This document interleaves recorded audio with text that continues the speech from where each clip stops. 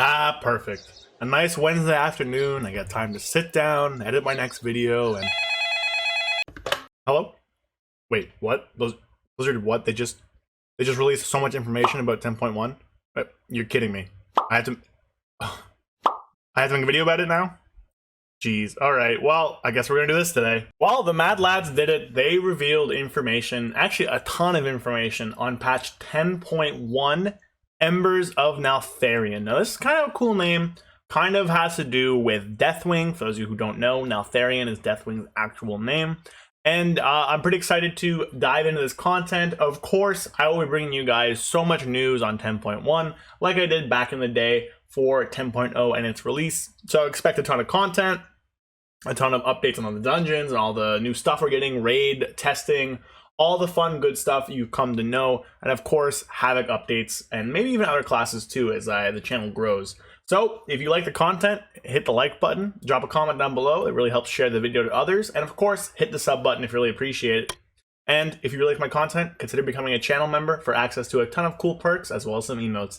Now let's get into the new stuff. So I'm up on MMO Champion right now, the absolute cesspool of news sites, but they always do a really good overview post of all the new stuff. So in today's video, we'll just go through all of the new initial information that was updated and posted, and then maybe in other videos, we'll cover more stuff in depth.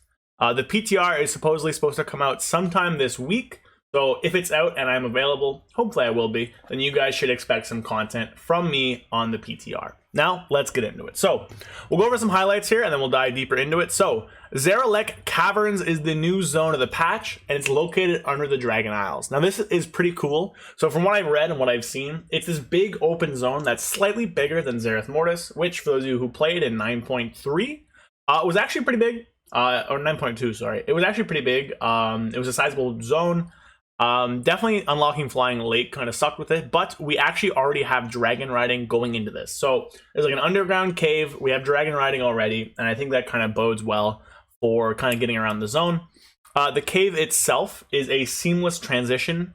There's a few different entrances from like Onharan Plains, Waking Shores, Theldrazes, that you can just kind of fly right into the caves. No loading screens, no nothing, so I think that's pretty cool. There's a new race of mole people called Niffin. I love the Niffin. The Niffin look absolutely adorable. Throw up a picture on screen. Boop, boop, boop. They're so cute. And we have a new renown for them. The new raid is Aberrus the Shadowed Crucible. It's a 9-boss raid, kind of where you dive into Neltharion's kind of testing grounds. There's like an Elementium dragon. There's a Hydra. And we are chasing down the fire Primalist Dragon, so the fire version of Razageth. I think it's Fireack or something. So that is probably going to be the final boss. Cross-faction guilds are available, which is crazy. Season 2 Mythic Plus dungeons are going to be Freehold, the Underwrought, Vortex Pinnacle, Neltharion's Lair, Brackenhide Hollow, Uldaman, Legacy of Tyr, Halls of Infusion, and Neltharius. So definitely some Neltharion-themed stuff. No more seasonal affix. No affix after 10. They're looking to revamp the level 7 Keystone Row as well. So hopefully we see some Kiss Curse stuff there.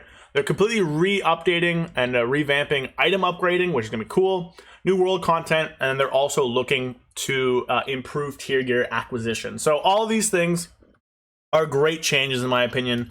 I'm actually super excited for what these will bring, what kind of new stuff's in store. So this is kind of a babe wake up, wow, it's cool again kind of moment.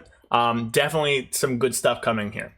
Now let's dive a little deeper into it. So 10.0.7 comes out March 21st. So expect a little bit of a Havoc update guide then. There's a little bit of ring board power I'm going to go over for us. But nothing too crazy coming there in New Zone. Stuff will be pretty fun to just kind of mess around with. But I expect we've been going on like a 2-month patch canvas so far. 10.0.5 released at the end of January, if I remember correctly. I think it was like January 20 something or something like that. And this one, 10.0.7, is set to release on March 21st. So I expect 10.1 to release sometime at the end of May or early June, which is kind of where we expected already. So if you're chasing CE still, chasing AOTC, get on it. You have about 2 months left, 2.5 months. So good luck with that. So the new zone, large cavern, like I was saying, it feels very grand. There's 3 biomes. There's sulfur pools and dangerous vapors. There's kind of crystal caverns, and then there's like volcanic lava flows.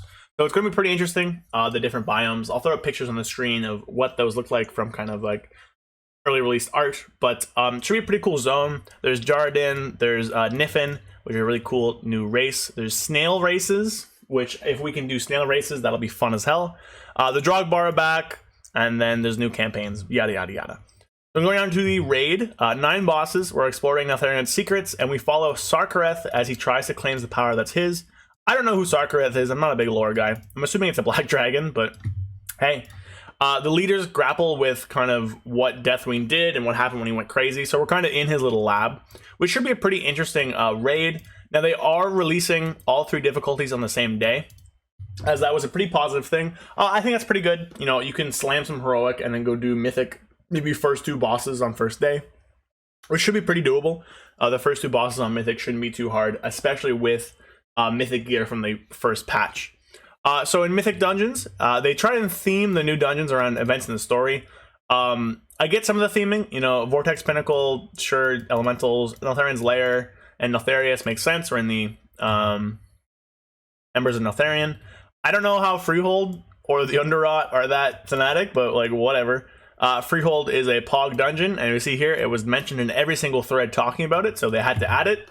I agree, Freehold was great. I'm kind of surprised that we're actually getting BFA dungeons. They kind of actually went out already and said we weren't getting BFA dungeons, but I guess they kind of changed their mind on that. I don't blame them. BFA dungeons are pretty good. Freehold and the Underrot are both decent.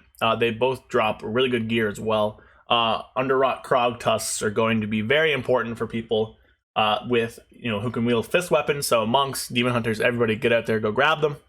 They're looking at a pool of dungeons as a whole, and they kind of selected Underrot to round out the pool.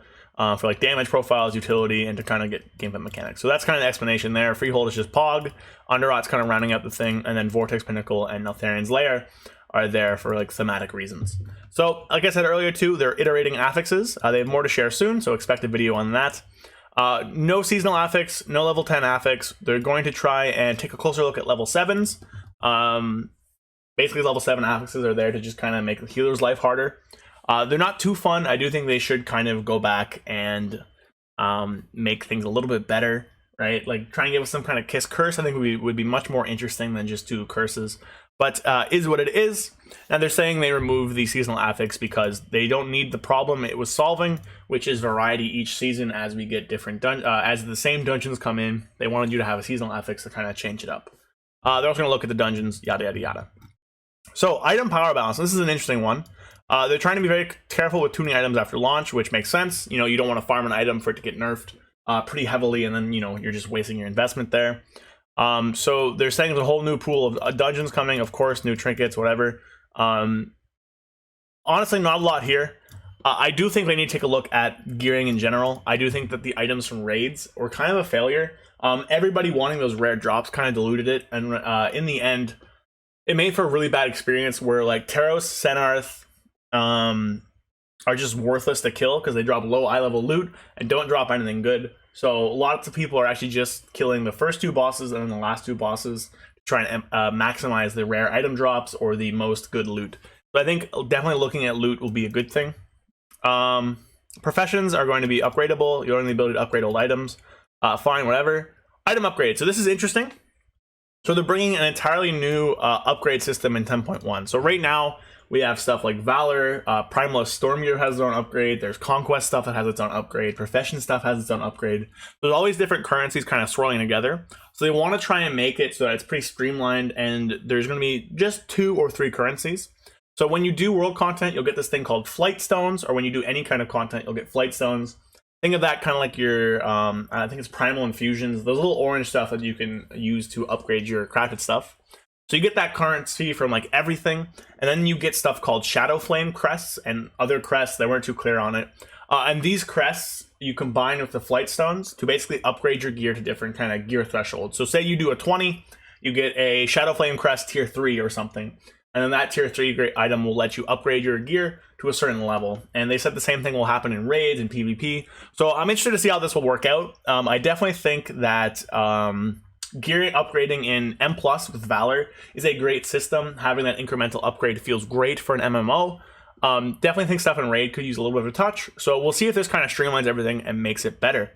Cross-faction guilds are in as well. I love this. Cross-faction guilds should have been in from the beginning. I get they were just testing out cross-faction groups and stuff like that, but cross-faction guilds is huge. You're no longer restricted to race. If your friend's a Blood Elf and you want to be a Kultiran with Haymaker and theme your character around the Hulk Hogan wrestler, you can. You can be in the same guild together, and everything there can be pretty fun. So that's great. I'm all for this. Cross-faction guilds are great. People who are like, oh, blah, blah, blah, Horde and Alliance can't be friends. They should be enemies. This is 2023, man. You know, go back and play Classic if you're like that. Factions are in the story, fine, whatever. But I think limiting player choices and limiting who can be with who and limiting who can play with who is definitely a negative, especially in the year of our Lord, 2023. So I am very happy with this change. Cross-faction guilds are very pog and excited for it. Dragon riding, new stuff. New trait gets you more stuff when you're close to the ground. New Cloud Serpent Drake. New challenges. Dragon riding, good. They're just trying to make it better. Revival Catalyst is going to be big as well.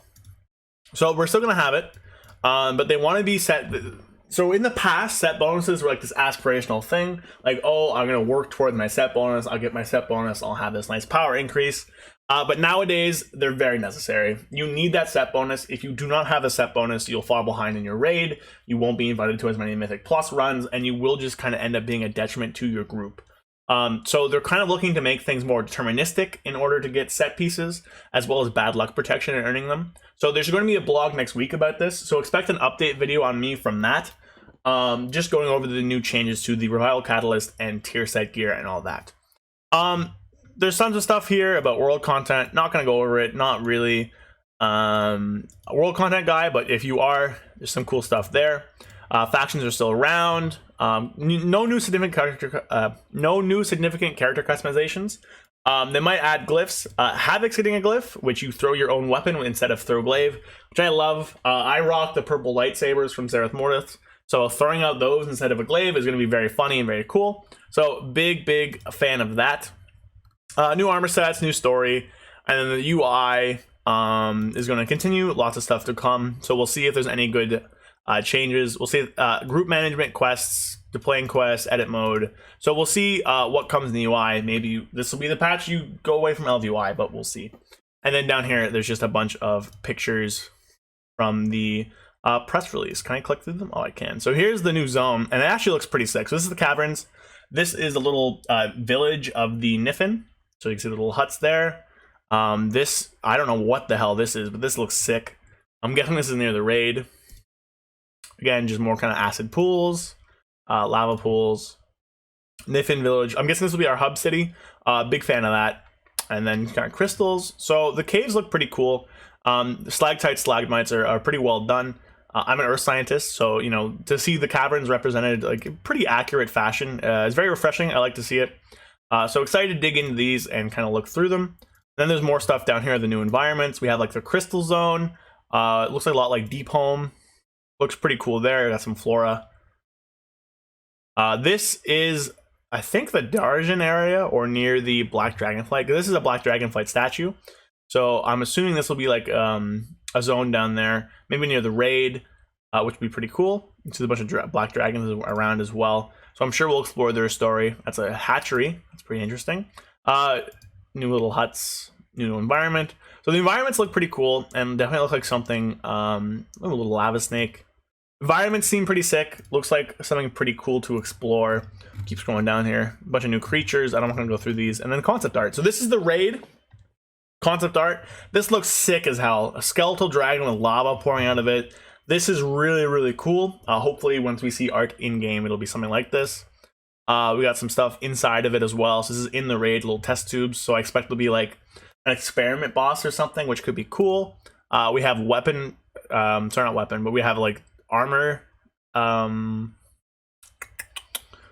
concept art. This could be tier set stuff. This could be nothing. This looks kind of like a rogue.